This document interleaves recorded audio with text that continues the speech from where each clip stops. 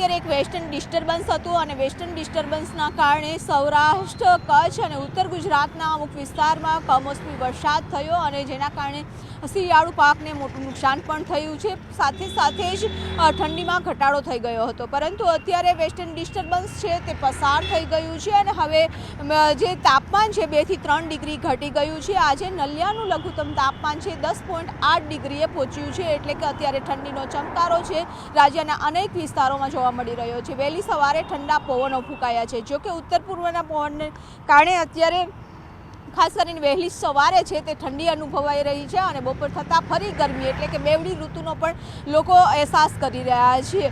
ખાસ કરીને હવામાન વિભાગનું અનુમાન છે કે અત્યારે જે આગામી 24 કલાક છે તે તાપમાન યથાવત રહેશે અને 24 કલાક બાદ ફરી 2 થી 3 ડિગ્રી તાપમાન વધી જશે, એટલે કે ફરી પણ જે ઠંડીનો ચમકારો છે તે ઘટી જશે અને બેવડી ઋતુનો અહેસાસ છે તે થશે. અત્યારે અમદાવાદ શહેરમાં વહેલી સવારથી જ ઠંડા પવનો ફૂંકાઈ રહ્યા છે. પવનની ગતિ પણ તેજ છે અને તેના કારણે લોકો ઠંડીનો અહેસાસ કરી રહ્યા છે. હવામાન વિભાગ દ્વારા જે કહેવામાં આવ્યું છે કે અત્યારે પવનની દિશા છે બદલાઈ ગઈ છે, સાથે જ વેસ્ટર્ન ડિસ્ટર્બન્સ પસાર થઈ ગયું છે અને તેના કારણે ઠંડીનો ચમકારો છે તે અનુભવાઈ રહ્યો છે. પરંતુ હવામાન નિષ્ણાંતોનું પણ અનુમાન છે અને હવામાન વિભાગનું પણ અનુમાન છે કે ફરી એક વખત પવનની દિશા બદલાશે અને જેના કારણે તાપમાનમાં છે વધારો થશે, એટલે કે ઠંડીમાં ઘટાડો થઈ જશે અને બેવડી ઋતુનો લોકો અહેસાસ કરી શકશે. પરંતુ જે રીતે શિયાળુમાં વારંવાર વાતાવરણ બદલી રહ્યું છે, સિસ્ટમો બની રહી છે અને તેની અસર છે કૃષિ પાક ઉપર જોવા મળી રહી છે. કારણ કે જ્યારે કૃષિ પાકમાં કોઈ અસર થતી હોય છે ત્યારે શિયાળુ જે પાક છે તે ઠંડા ઋતુમાં બને તે પ્રકારના જે પાક છે તે તૈયાર કરવામાં આવતા હોય છે. પરંતુ અત્યારે વાતાવરણ છે તે ગરમ જોવા મળી રહ્યું છે અને આ ગરમ વાતાવરણને કારણે કૃષિ પાકનું જે ઉત્પાદન છે તેમાં પણ ઘટાડો થાય તેવું અનુમાન છે.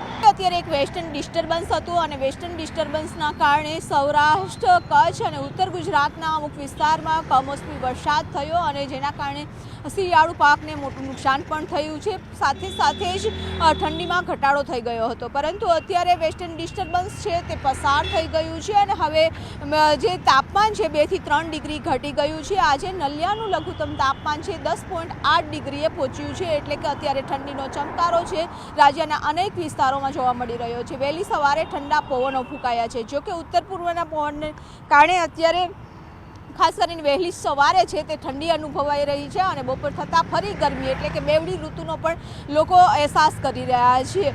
ખાસ કરીને હવામાન વિભાગનું અનુમાન છે કે અત્યારે જે આગામી 24 કલાક છે તે તાપમાન યથાવત રહેશે અને 24 કલાક બાદ ફરી 2 થી 3 ડિગ્રી તાપમાન વધી જશે, એટલે કે ફરી પણ જે ઠંડીનો ચમકારો છે તે ઘટી જશે અને બેવડી ઋતુનો અહેસાસ છે તે થશે.